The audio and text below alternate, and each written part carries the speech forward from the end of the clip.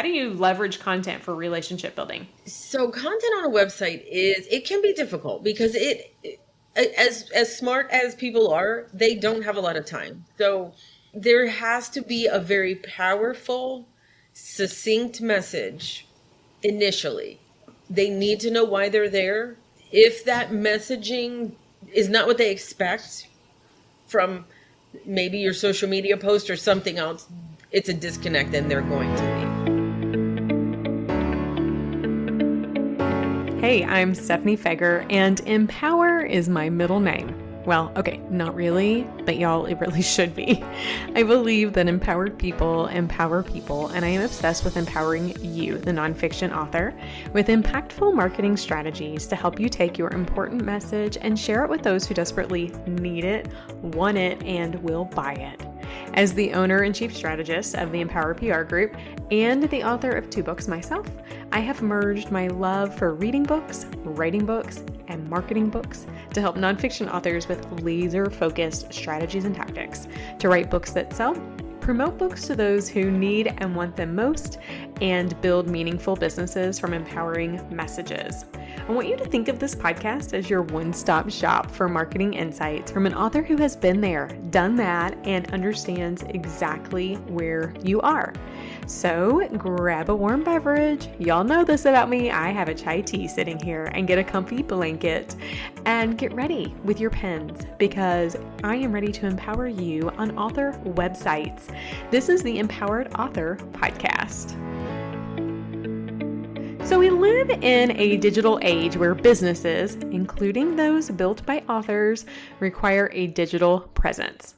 Potential readers want to learn more about you, your books, your business, and one of the first places they go, if they don't go here first, is online to find your website.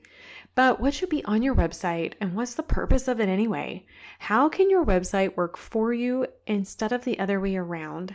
There are so many questions for us to answer on this season of the Empowered Author Podcast, but I'm ready to do so because this season we unpack the what's, the whys, the hows, and more of author websites.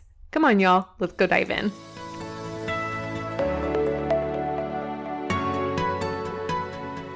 Y'all, today I am joined again by one of my favorite people, my friend Sandy, who is an author website extraordinaire. And I mean that, seriously. The two of us have worked on lots of countless author websites together. And, you know, sometimes for fun, when I'm just having a cruddy day, we go out and we take a look at the things that we've done together. And they always makes me smile. Lets me know that together we've created some pretty amazing things. And Sandy, you know those websites I'm talking about, don't you? I do. They're some of my favorites.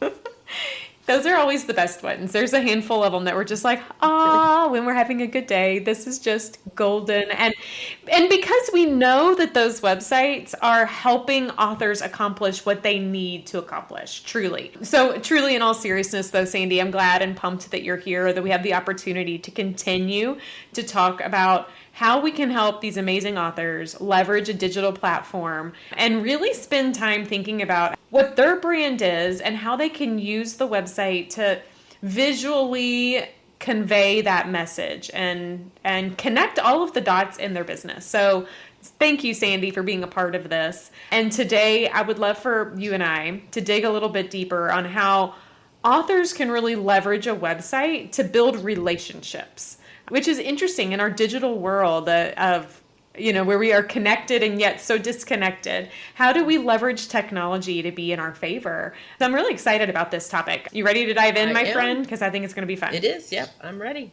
Let's do this. So I think we need to start where we always start. Where is that, Sandy?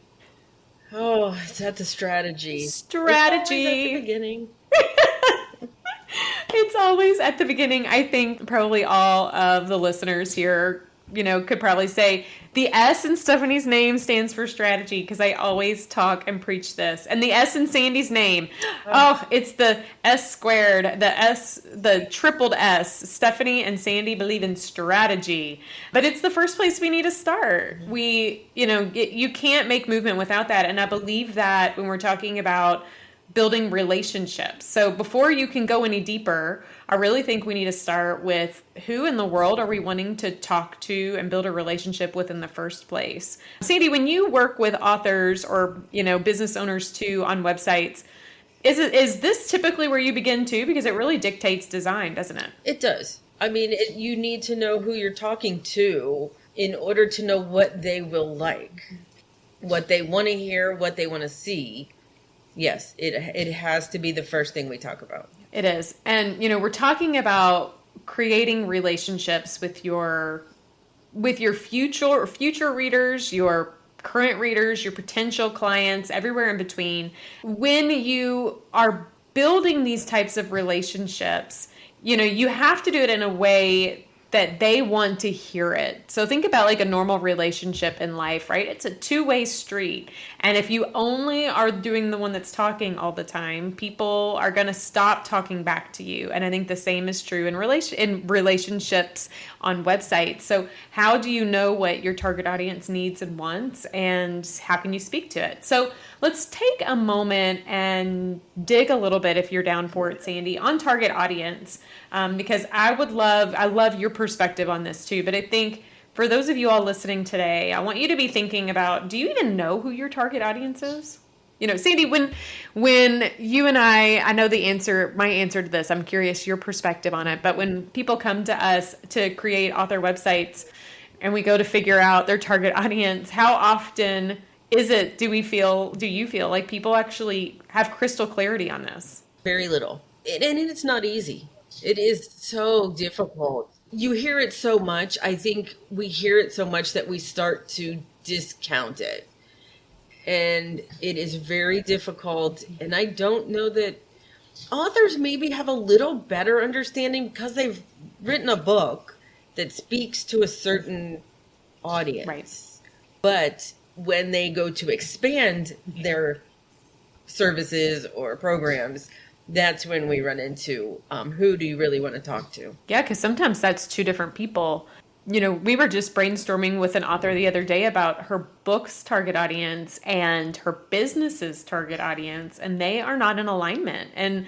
But we can make it in alignment through our messaging, through what we're putting on the website. And so that's why it's so pivotal to be thinking through those things first. I think the other thing that comes to my mind, Sandy, is people think, oh, well, my book is great for everybody. I mean, I talk about this all the time. Anybody would value and find insights and love my book. Yes, sure. Anybody could, maybe should, would. But the reality is any form of effective marketing requires you to know who your target audience is and realize that you can't be everything to everyone. It will fall flat if so.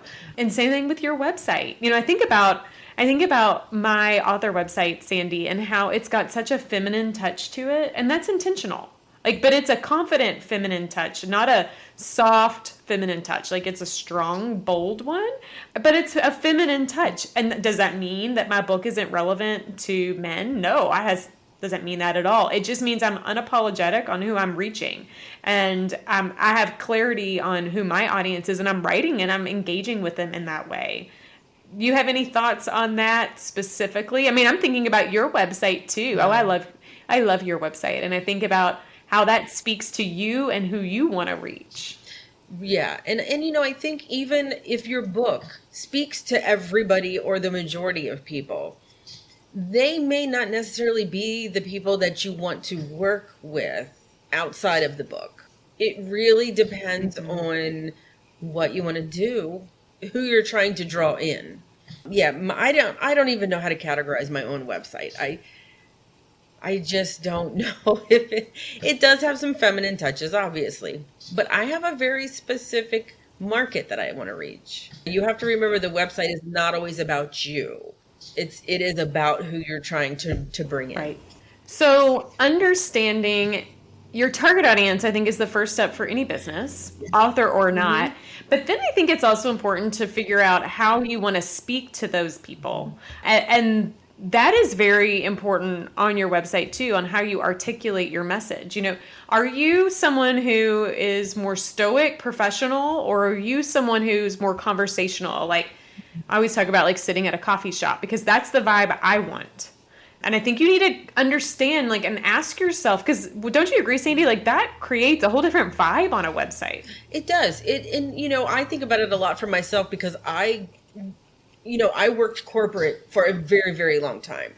And so you're instilled with a certain way you write. But it is not really how I speak. So it has taken me a long time well, I said it on Tuesday, to really embrace my voice and my opinion. And that all is part of that brand, which we talked about a couple of weeks ago. That is part of your brand. That voice is definitely important. I think it's totally important. And I think knowing that and how your voice is translated is also important in how you're building that relationship, depending upon your target audience. So for instance, I think if you are trying to reach academics or medical professionals or C-suite business leaders, you're going to likely want to your conversation, your how you speak to them, the conversation, what that looks like through your website content will be different than if you're trying to reach moms or entrepreneurs. Like, all of that has a different vibe. So you want to know that. And I think the other reason that you want to know your target audience and how to speak to them is because you need to understand what their problems are and how are you a solution to them. And that is just basic website, no nonsense. We know this is needed, but as authors with a tangible book, when you pivot and position your book, that book needs to be a solution to somebody's problem.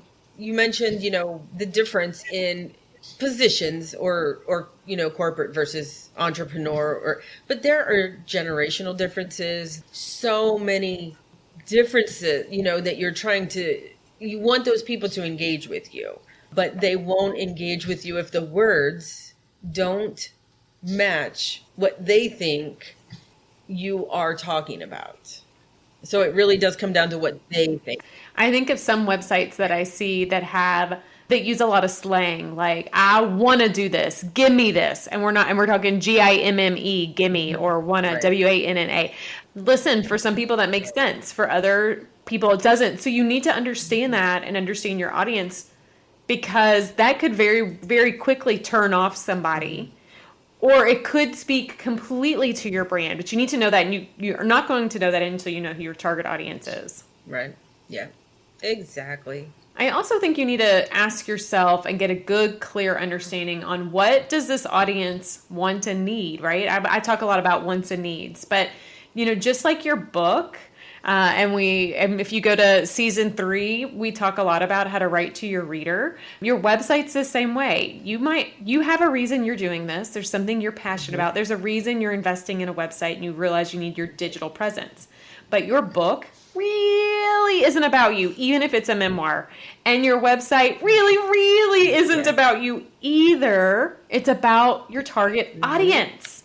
So what do they need? What are they looking for? Why would they come to your website? Don't you agree, Sandy? Absolutely. And I was just thinking, I posted something on Twitter. It was a Seth Godin article. It was super brief. And it basically said, switch your thinking from what can I provide them to make money? Instead, what can I create to help them solve a problem? Was the basic gist of it. It was just a small tweak in thought, because it really is about helping your audience with problems or, anything that they need from you. You have something you're providing them. Yeah, and if you come to the table with that in mind, when you're thinking about what products, what solutions, what information, what resources do they want and need, you're already letting them know that you care about them. And when you think about just relationships in life and the people that stick with you the longest, they want to know you care about them and you want to know they care about you. It's a two-way street. And I love the Seth Godin quote that you shared, because it's true. And it's just a shift in how you look at things. And that's what I think when you think about your website, how that shift can happen too. So understanding that target audience, how does that translate and to how you speak to them on your website. So I want you to think, like, close your eyes for a minute. Sandy, you can do this if you want, but also those listening. Unless you're driving and listening to a podcast, don't close your eyes. I want you to think for a minute about a best friend that you have, like somebody that has been around for a long time, and consider how that friendship was built and how that friendship was sustained. It's likely because of things that have happened over time, vulnerabilities you've shared, the fact that both of you all get something out of it. All of that keeps a relationship over time. But I want you to ask yourself, like, how do you talk to your friend? How do you talk to this person? What kind of value do you give, and how do you do it? And how do you keep them wanting more and wanting to hang out with you more, and vice versa? What makes you want to keep hanging out and calling them? I think you can. Not that your audience needs to be your best friend, but understanding how friendships are built face to face can play a pivotal role, don't you think, Sandy? Yeah, it's still about relationships. I mean, whether you're looking for that BFF, I mean, Stephanie, you and I, we just clicked. We have clicked from the beginning. We share a common thread, not only personally, but how we support our clients, right? Our goal to just help these people understand what they need to help them succeed. And I think so yeah, it is definitely still relationships, whether it's a client. I love having clients that are, that I can just talk to, email when something goes wrong. And, it is just nice to build that relationship with people. Yes. And I think typically for some form of your digital presence, your digital hub, whether that is your website and or your social presence, you're setting the stage for how these people are going to see you and work with you. And it's going to create this relationship on if they want to come back. So I want you to think about, again, as you're thinking through what your website can look like and elements that you need on your website, like how do you give value where your potential readers and or potential clients or supporters, how do you make them feel respected? How do you make them feel like their time was worth and energy was worth investing in you? I've been thinking about that a lot lately when my kids are at the age now where they're like, Mom, can I be on social media? And I'm like, no, I don't want you on social media. Actually, we just had this chat before you and I hopped on today. Like, no, it's a time suck. Everything can be a time suck. And so our time is limited. So think of that. And how are you sharing information where it's that two-way street? Because you want them to call you. You want them to come back to you. You want them to understand your needs and wants too, because they're interwoven. So understanding that is going to help you pivot to bring it all together on your website. What do you think, Sandy? I absolutely agree. It is definitely a two-way street, making sure that they know that you are trying to help them, that you are giving them value. And that should be easy for you if you've figured out who they are and what they need. And then they in turn will engage with you and want to be there with you and share your message. Hey, Stephanie here, and I wanted to pop into the conversation to offer you a life vest if you're feeling a bit overwhelmed by not having a website or questioning how strong your current one is or should be. Listen, don't fret about the past. Sandy and I want to help you move forward, and we've pulled together a tool to help you. Our Ready to Build Your Website Preparedness Kit. Yes, it's as formal as it sounds. No, not really. Is a wonderful tool to help you ensure that you have everything prepped and ready as you wave your white flag of surrender and ask for some website help. This tool will save you and your website developer time in the process. Visit empowerprgroup.com/website to download it today. And let's schedule time to chat and see if Sandy and I can help you with your website needs. Alrighty, back to the conversation.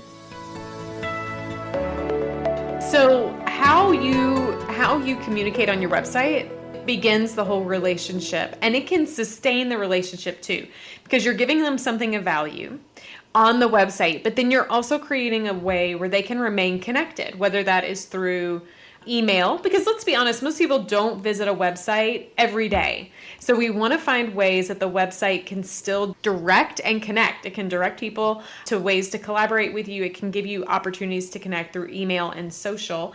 And your website is kind of this puzzle for all of that. Like all of it comes through through the website. And when it's done right, your website, your digital presence, your digital hub is a beautiful tool of your brand. And it has this intermingled element of like authenticity and honesty and transparency and vulnerability and knowledge and information and value. So I guess I share all of that to say it's as important to create that relationship as it is to know why your people would want to follow you in the first place, and then speak to that and create that in your website. And it is very important to know that people are very smart. And if you are not in alignment with your brand, they're going to know. People are very smart online. You know, I know a lot of brands like to think they're not, and I've seen messaging that is just, it just is kind of creepy. People know. Creepy, I love it. Yeah.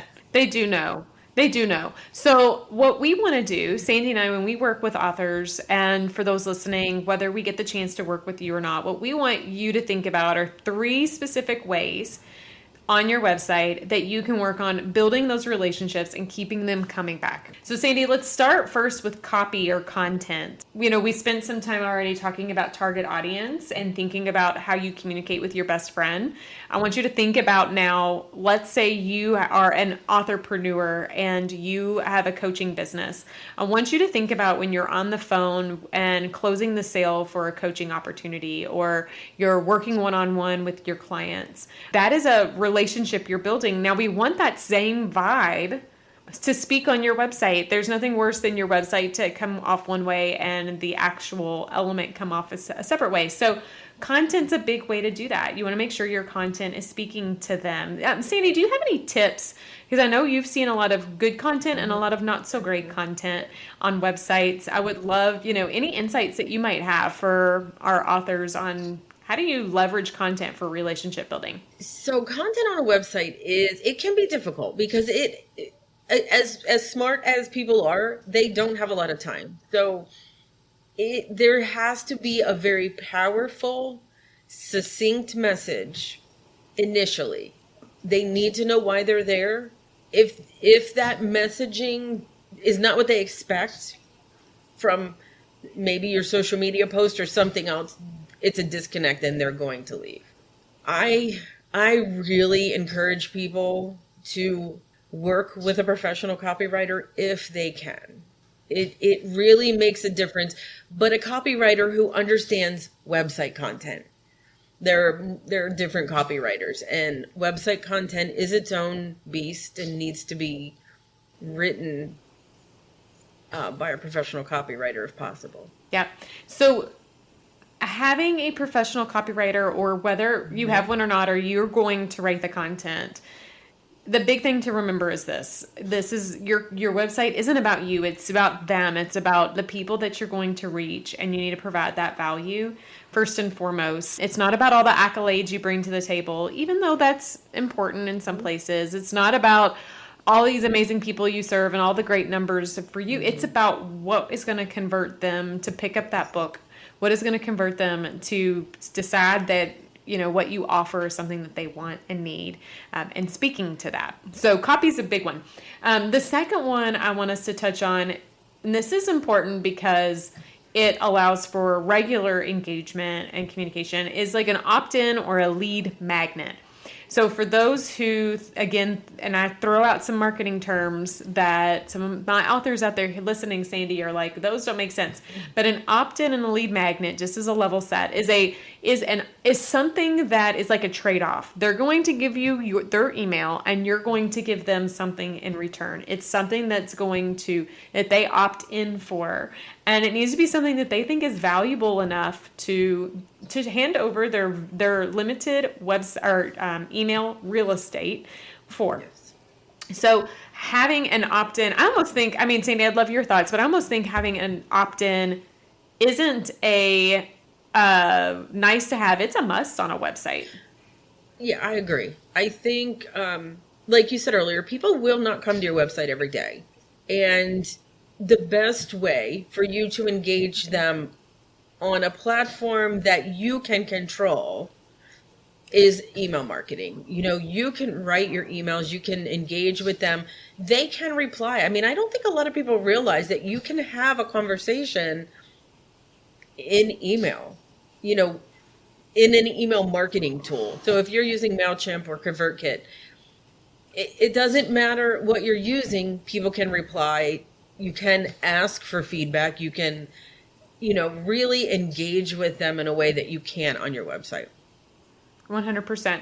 100%. And that is why it's important in that lead magnet to give them something that they want so that they're willing to come back for that. So some ideas could be a book chapter download. I would say that's probably one that most people do. It's not my favorite. Not my favorite, but it's an option. You could do extra book bonuses. Maybe how to use the book in a book club. How to leverage some of the messages through reflections or affirmations, even a meditation series.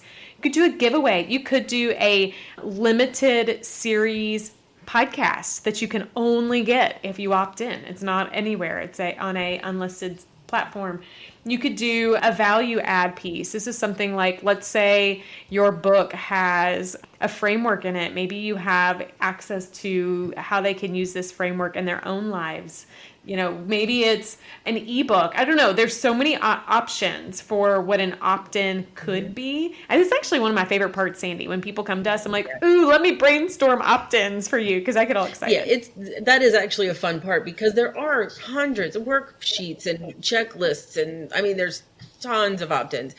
But it does not have to be a text opt-in either. It can be a video opt-in. It can be an audio. I've seen people do affirmations or a small video series. It could be an email series or an email challenge. It doesn't have to be a physical ebook type thing. Right. I agree. So it's not something you have to overthink. You just have to know your audience and what they're interested in. And then I think the second part of this is you can have an opt-in and collect email addresses, but if you're not creating a relationship and opening communication, you're missing an opportunity. So you want to leverage your email list in a cadence that makes sense for you. That cadence may or may not be weekly. It might be monthly. It might be more topical or seasonal. You don't want to leverage your email list just when you need to sell something. You want it to be an opportunity for conversation.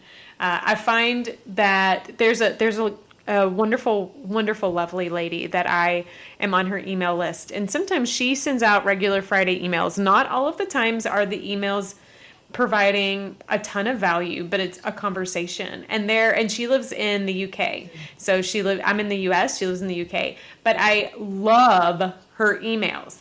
And they're just so fresh and simple. And I actually am learning a lot about the culture, because she'll talk about something and I email her back. I reply to the email and I go, hey, so what does this mean?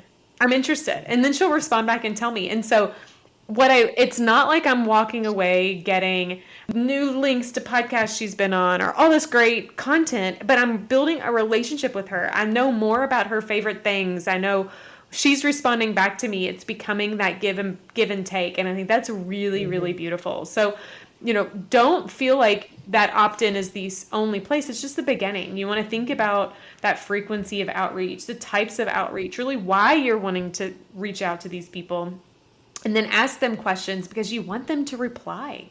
That's actually the most fun, when people reply to these emails. Yes.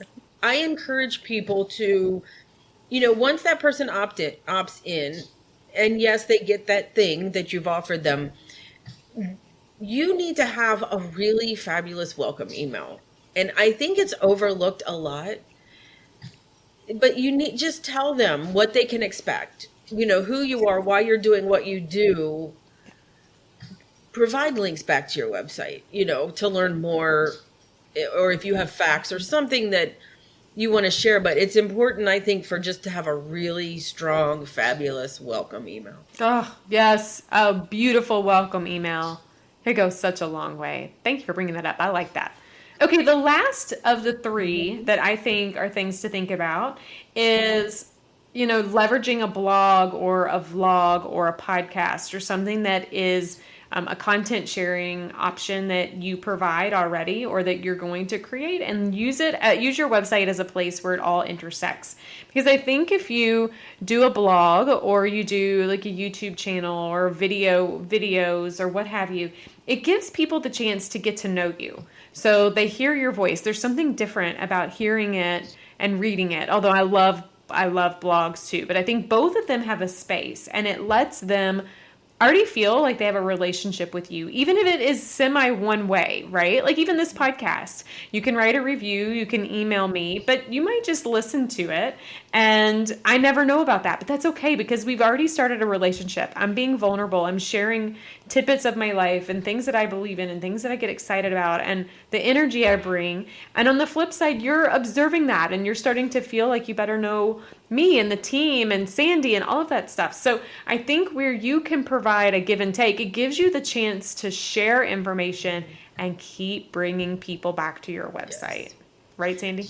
Yes, and it keeps bringing Google back to your website. If you're going beyond the brochure website we talked about a couple weeks ago or last week, it helps to just keep it fresh, to keep your ideas alive. You just keep generating, and that also gives you social media posts. It gives you a place to start sharing to other avenues. But I think a blog is wonderful if you are committed to writing on a regular basis.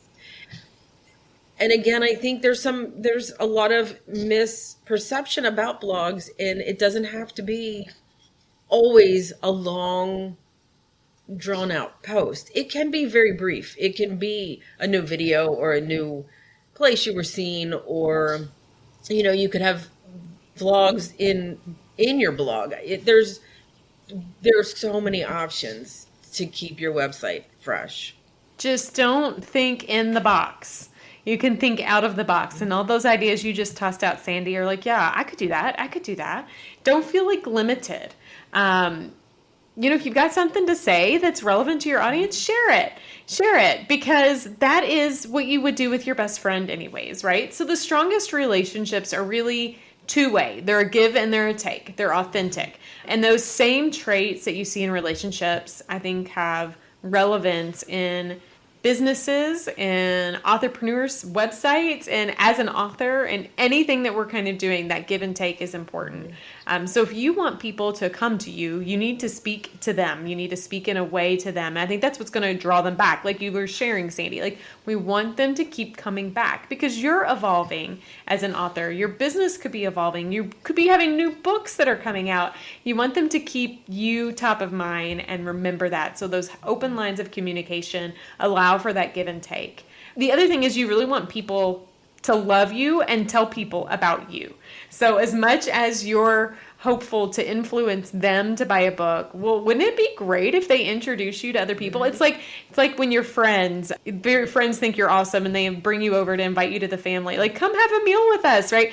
It's the same thing. You want people to go, oh my gosh, Sandy's book is amazing. You need to read this. I just had someone today go, oh my gosh, Stephanie, you have to read this person's book, because they've created a relationship with that person, that author, not a relationship like in real life relationship, but this relationship that they feel like they get from reading the book and knowing who they are visibly. And, I think as a nonfiction author, you've got a message to share. Your message has a lot of power. And I think your website, when done right, can leverage that and do that for you as you're building relationships. Oh my gosh, Sandy, I think out of all of the episodes, this one's like jam-packed with a gazillion things for people. This is just that topic that is so much fun to strategize. I said it again, strategy.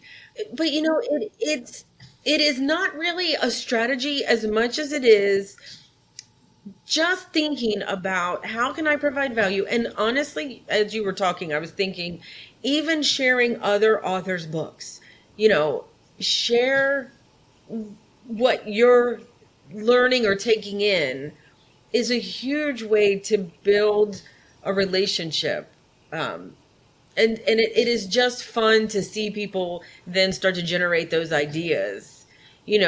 Oh, I don't have to just write a 1,000-word post about this specific topic.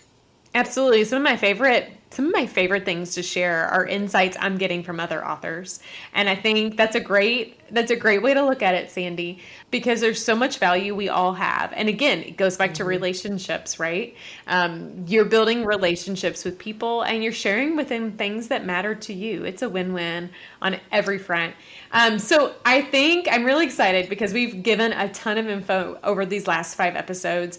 The last episode in this season is all about the nitty-gritty on website development. We've saved all of the answers to those questions you didn't even know you had, and we're putting it all in the final episode so you can feel fully equipped when you're working with a web developer and a web team, maybe when you're working with us, to be able to ask questions and be more educated on all things website. So Sandy, I will see you over there at episode 6, but thanks for being here today.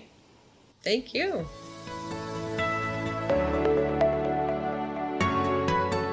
I bet you weren't expecting an episode on the Empowered Author podcast about relationships. Yeah, I wasn't either. But the truth is that when you wrote a book, you were wanting to build a relationship. A one-sided relationship, mind you, but still a relationship because you had something to share. You had a message to share. Now, the most successful authors open up that relationship and make it two-way, providing a way for engagement to continue and relationships to deepen. Readers want to know you. They want to feel connected to you, and they want to hear from you. Let your website be the hub of making all of that happen.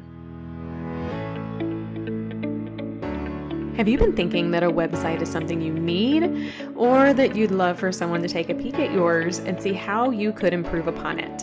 Well, one of the first things that we work on with authors at the Empower PR Group is building upon their digital presence. Author friend, hear me when I say that you need this. Whether or not you would like myself or our team to help you, we want you to feel prepared when you go to bring your website to life. So we've created a tool for you. Consider it your website prep kit. The Ready to Build Your Website Preparedness Kit will provide you with insights on everything you need to make your website development experience easy peasy and run smoothly. And if our team can help with that experience, we'd love to.